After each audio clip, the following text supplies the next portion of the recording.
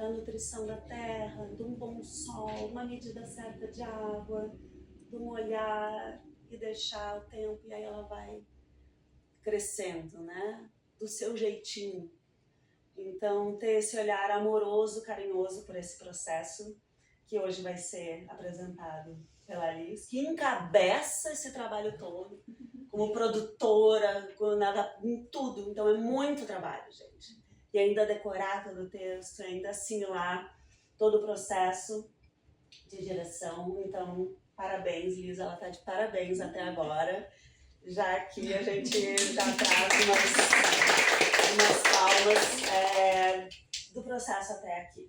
Acho que só isso já é louvável e digno de honra, né? E então, estamos aqui para começar. Eu vou estar Lilis, acompanhando também no texto, na câmera, no meu olhar, no meu amor. E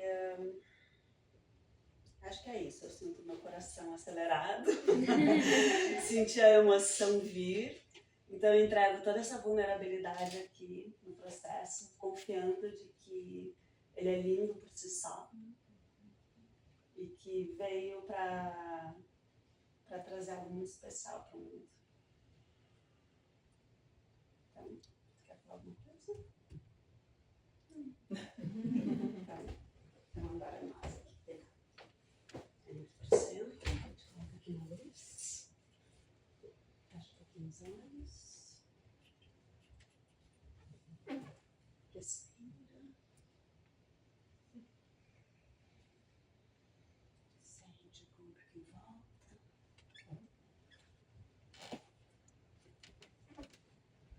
sente o coração, sente a saliva, te abre para todas as possibilidades com muito amor, muita generosidade, muita compaixão contigo, muito amor.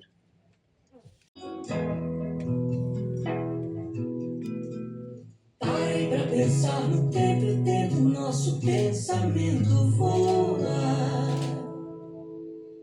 E o relógio sem ponteiro me contou que o tempo é uma pessoa. Parei pra pensar no tempo e o tempo nosso pensamento voa.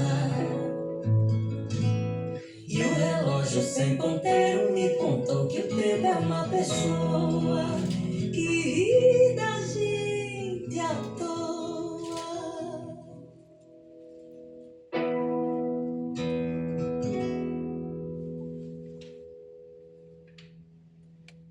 Tecer. Tecer era tudo que eu fazia. Tecer era tudo que eu sabia fazer. Era tecer, tecer, tecer. Tecer. Tecer, tecer, tecer, tecer, tecer, tecer.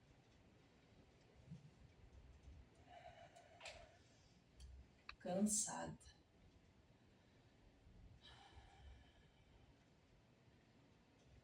Muito além de velha, muito além de antiga. Assim eu pensava andando para frente. Eu não conhecia outra direção.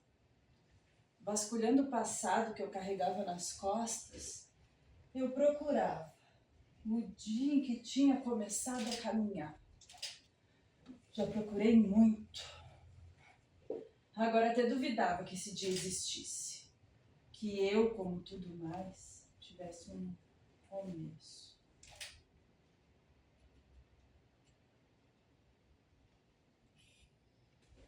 Lá longe, lá na juventude, se é que algum dia eu fui jovem, eu lembro de caminhar com alegria, os passos da alma, leves.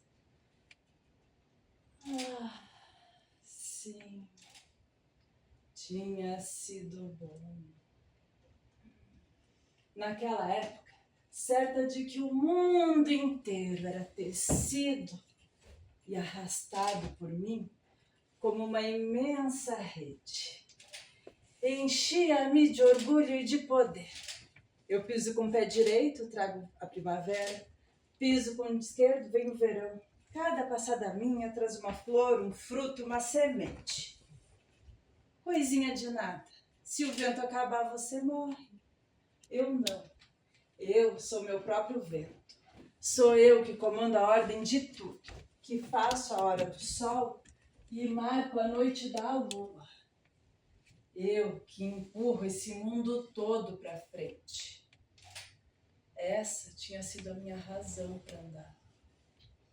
Mas agora, tantas luas acumuladas no meu rastro, tantas frutas desfeitas no chão, eu já não via graça, pois nada havia à minha frente que eu não conhecesse. Nada. Só uma coisa eu não conhecia: parar. Foi pensar na palavra e estremecer de susto. Nunca essa ideia tinha estado comigo antes. Pela primeira vez, desde a alegria, eu percebi que tropeçar em algo novo. Parar. Seria possível? Mas se eu parar, os filhos não se acabam no ventre das mães, os passarinhos nos ninhos, eles não aprendem a voar. Então eu continuei andando. Mas a ideia seguiu caminho comigo. Mais tentadora a cada passo. Eu comecei a olhar esse manto com outros olhos. Procurando em todo lugar a sedução que me faria cometer tão grande audácia. Eu olhei a cachoeira, imaginei-me ali, pisando com os pés na água fria, ouvindo para sempre aquele canto transparente. Mas se eu parar, para a água. A canção emudece e não terei mais o que ouvir, nem onde molhar meus pés. E triste, toquei as pernas para frente, uma depois da outra, como sempre. Vi a floresta. Pensei que bom seria deitar naquele musgo rasgado de sol. Eu já me via quase lagarto. Quando lembrei que as árvores parariam de crescer, as folhas parariam de mexer, o sol pararia de brilhar. E levantando os joelhos, com cansaço e tédio, fui adiante. Cheguei ao deserto. Mas o vento soprou areia em meus olhos, eu vi que nem ali eu poderia ficar. Eu fui ao mar, vi as ondas, passei pelo lago e vi os peixes. Tudo se movia, tudo estava preso à rede que eu carregava nas minhas costas. Até chegar ao vale. Ali também nada estava parado. Pois eu estarei. Reconheci naquela paz todo o meu desejo. E aos poucos, temendo a minha própria coragem, me espraiei no vale. Pela primeira vez, descansei. Céu acima, doce grama embaixo. Eu ainda esperava o desastre e alisava o pelo daquele chão para levar na...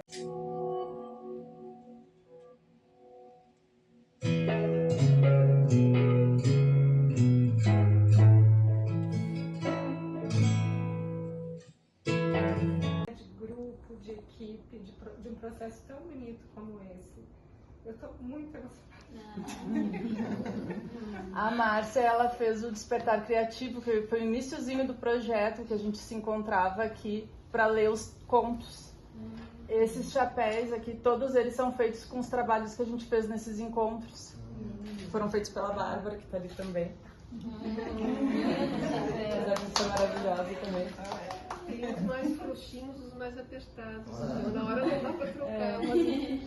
Meu Deus do céu. E eu tava comentando quando eu cheguei hoje pra fera que eu peguei essa semana, né, os chapéus. E aí eu em casa, eu botando eles no chão e me senti muito criança, brincando com minha plateia. E aí eu olhando pra eles e lembrando quem que tinha feito.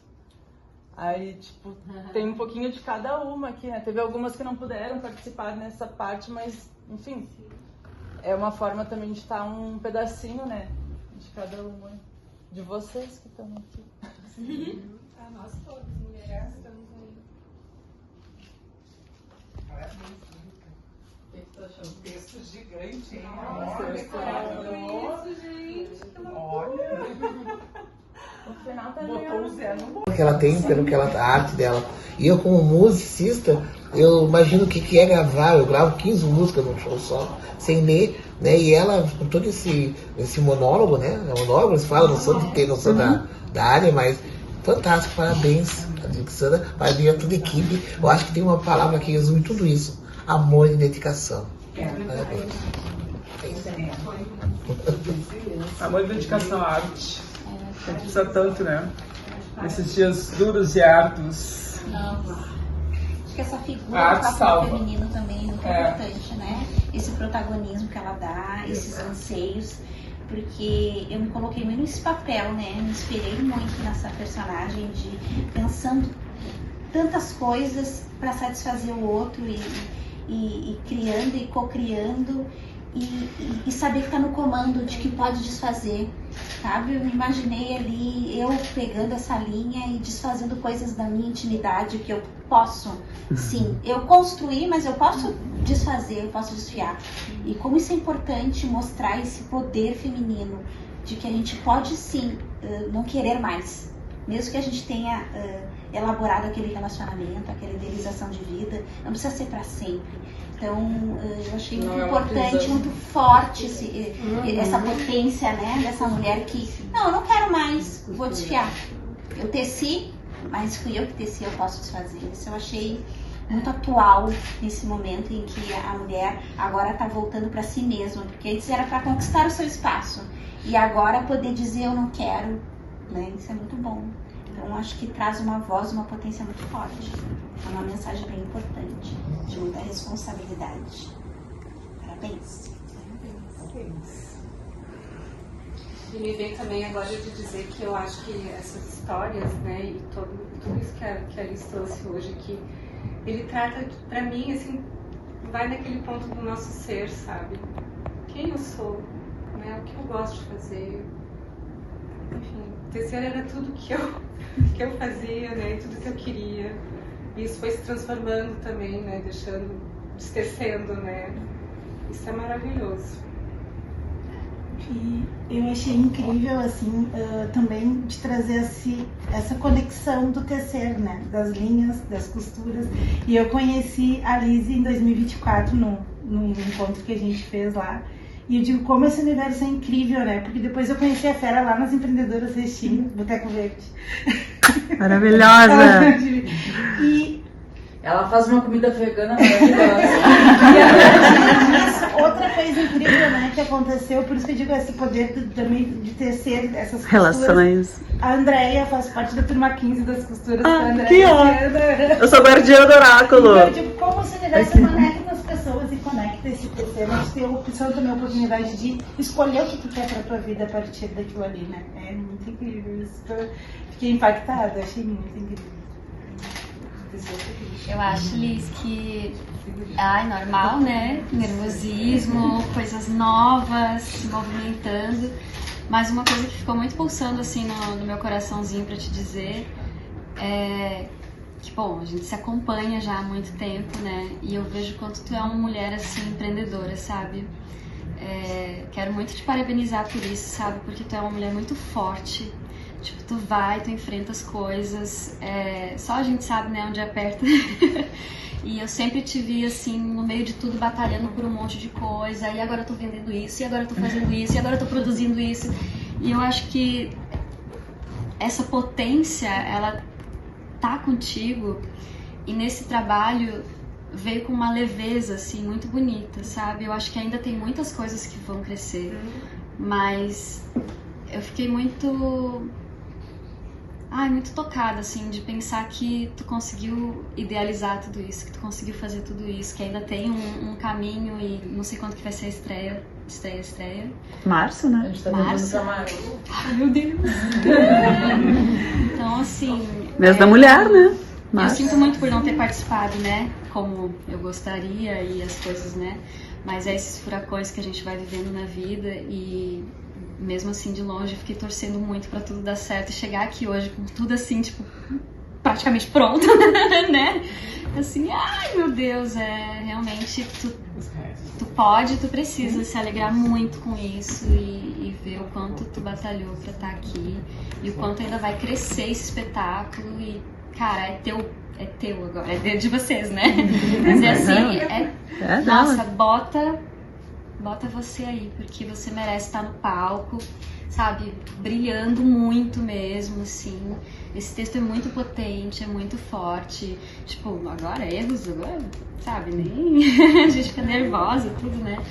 Mas você vai carregar essa história, independente se, tipo, uma frase ou outra errar. E eu acho que tu tem a potência pra deixar isso aqui borbulhar o teatro, sabe? Isso. Aí eu tô sentindo que eu preciso falar uma coisa. Eu não conheço ninguém aqui com essa parte que me convidou pra estar aqui hoje. E é muito doido porque eu não sei, mas eu quero que você se veja do jeito que eu vi você hoje, assim. Ou que as mulheres viram você hoje.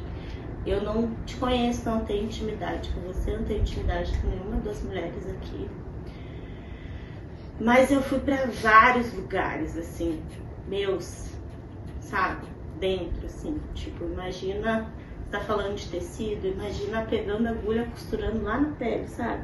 Aí indo lá no profundinho, assim, e saindo e dando um ponto em várias memórias, sabe? Memórias desse lugar que não é nosso às vezes, né? Mas que a gente foi colocado ali. E quando tem essa virada, assim, sabe? De ela pegar a vida pra si, né? Eu acho que isso é ancestral na psique de todas as mulheres, né? Na trajetória que nos é definida quando a gente nasce e dependendo dos contextos que a gente vive ou dos lugares que a gente se coloca, sabe? E é um movimento que é permanente, né? E trazer essa coisa do ponto, sabe? Né? De que você escolhe a linha, de que você escolhe a cor, de que você escolhe o ponto que você dá, o tamanho dessa linha, né? O tempo que você vai colocar, acho que é pra tudo na vida, assim. E eu cancelei meus atendimentos hoje de tarde e vim aqui e, meu Deus, tipo assim, muito obrigada mesmo, porque transformou muita coisa, eu acho. E é assim, a gente tá Mas é sobre isso. Mas é sobre isso, sabe? Poder, tipo, como constrói o espetáculo, sobre o que fala, sobre o tecido, traz essa memória.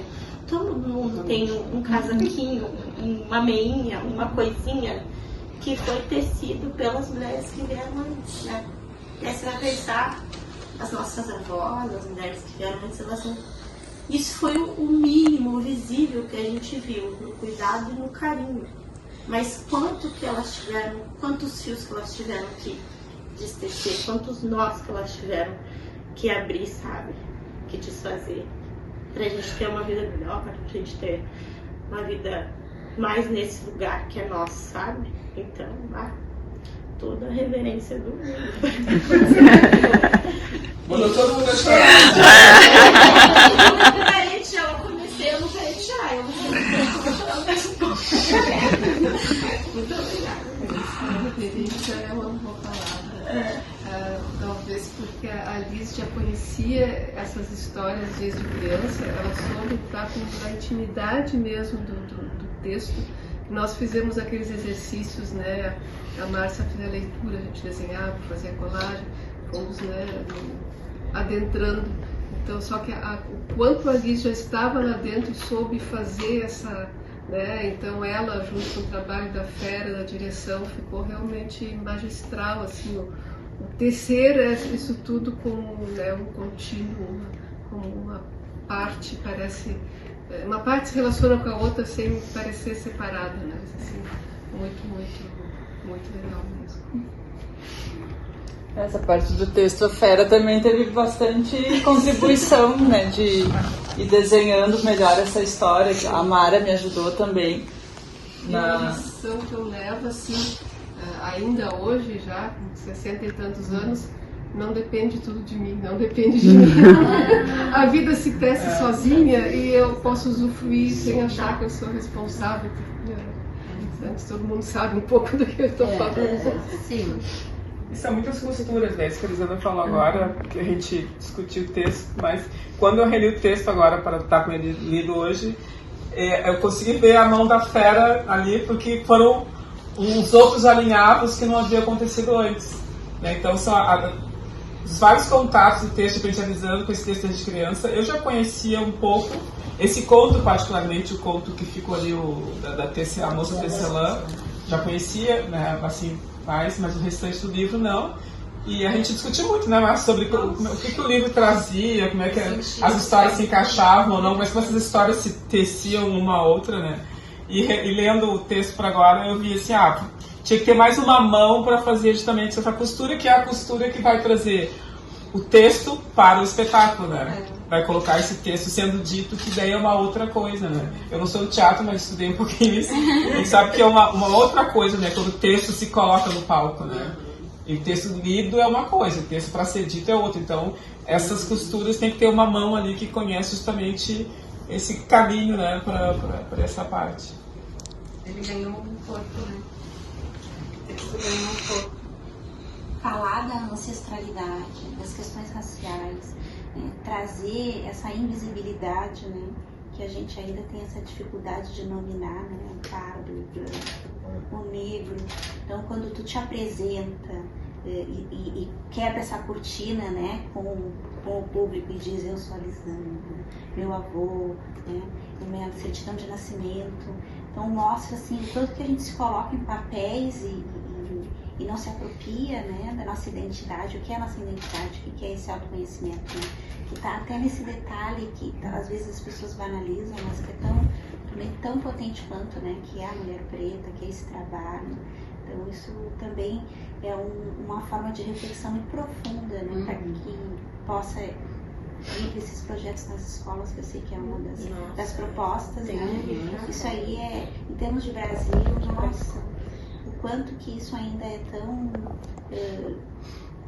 eu digo por ser uma mulher branca, né, eu vejo assim o quanto que as pessoas ainda têm dificuldade de lidar com isso, né, o medo de ser preconceituoso, sendo preconceituoso, né, esse racismo estrutural que acontece e que a gente acaba tentando o embranquecimento, sabe, o embranquecimento social na linguagem, nos modos, e o porquê não dizer que é negro, né? Eu fiz parte de um projeto social muitos anos atrás que me abriu meus olhos. Eu estava fazendo um projetinho para a faculdade e distribuía as fichinhas da professora de antropologia e 20 crianças negras colocaram moreno escuro. Nunca vou me esquecer disso. Como aquilo me impactou.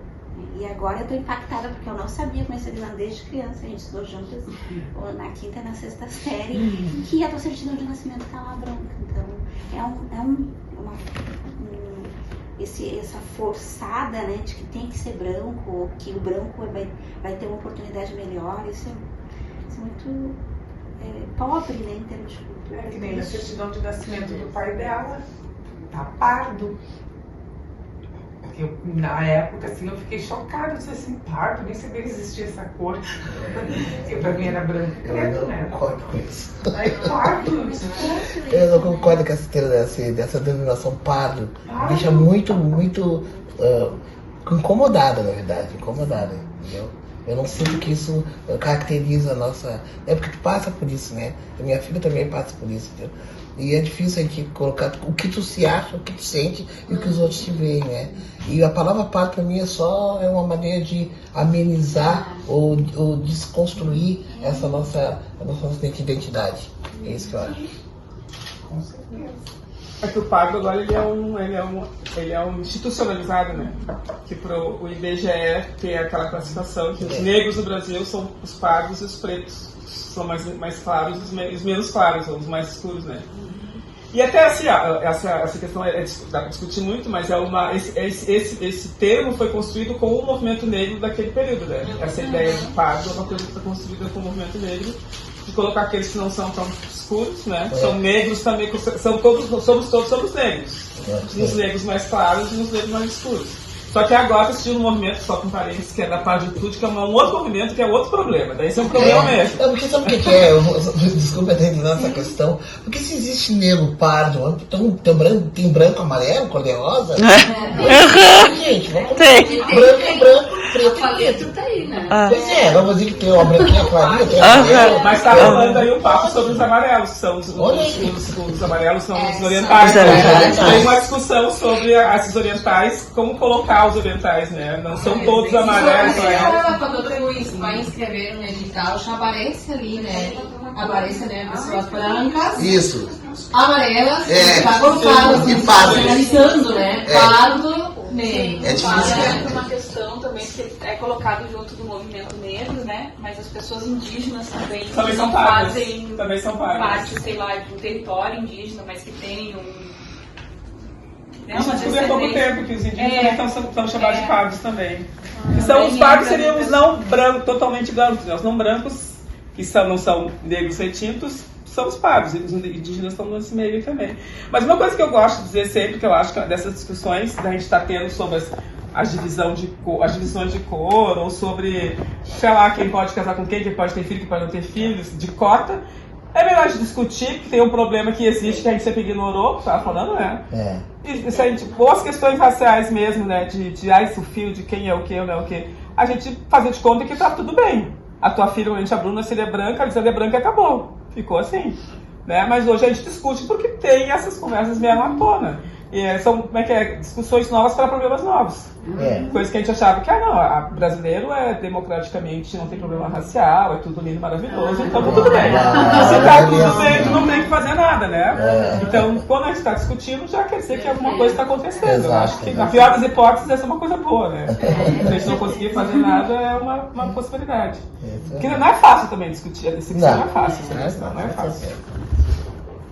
E uma coisa que eu achei interessante, que o jeito que isso vem à tona aqui, ali com aquele momento de trazer as tuas memórias e mais atravessando a tua vida, esses fios, é que isso vem sem querer forçar uma resposta, sem querer forçar um encaminhamento, sem querer botar uma bandeira, sabe? Ele deixa assim pra gente falar mesmo, né? A gente agora foi falando de um jeito natural e as vozes vindo para tecer discussões, e não veio uma resposta ou querendo colocar alguma coisa para ser politicamente, sabe, botar uma coisa assim. Isso eu achei muito bom, e isso acontece em todo o trabalho, isso assim, sabe, ele te atravessa, ele é potente por isso, porque poderia ser coisas muito legais e bonitas e tal, mas que não teria essa potência de te atravessar. E aí, naquele momento, é muito forte quando tu traz as tuas coisas, sabe?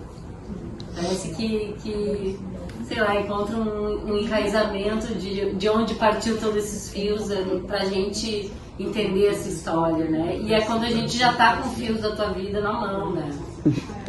E aí também acontece uma coisa muito legal, porque aí tu pensa assim, eu tô conectada com ela lá. E no início, quando tava todo mundo aqui, eu não tinha reparado nela, sabe? A gente cria alguma coisa com isso.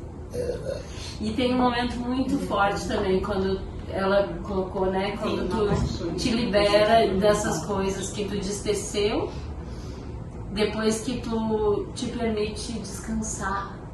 E eu acho que nessa hora todo mundo pode descansar contigo, sabe? Fiquei pensando que esse momento E é muito doido, porque eu fiz uma cena de palhaçaria onde eu tenho um momento que eu deito no chão e relaxo mesmo. E aí me lembrou disso agora, sabe?